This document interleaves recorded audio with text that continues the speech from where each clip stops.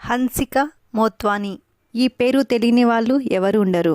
దేశముదురు సినిమాతో హీరోయిన్గా ప్రేక్షకులను అలరించిన హన్సిక తొలి సినిమాతోనే మంచి విజయాన్ని అందుకుంది. ఆ తరువాత కంత్రి, బిల్లా, మస్కా, కందిరీగా వంటి సూపర్ హిట్ మూవీలను తన సొంతం చేసుకుంది. ప్రస్తుతం ఈ చిన్నది తెలుగులో సినిమాలు తగ్గించి ఎక్కువగా తమిళ్, హిందీ భాషలపై ఫోకస్ చేస్తుంది.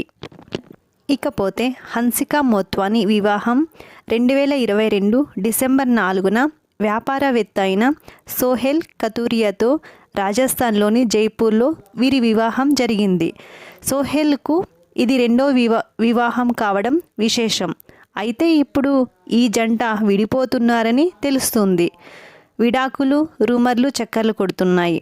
ఈ నేపథ్యంలో హన్సిక భర్తతో ఉన్న ఫోటోలు సోషల్ మీడియా నుంచి తొలగించడం జరిగింది.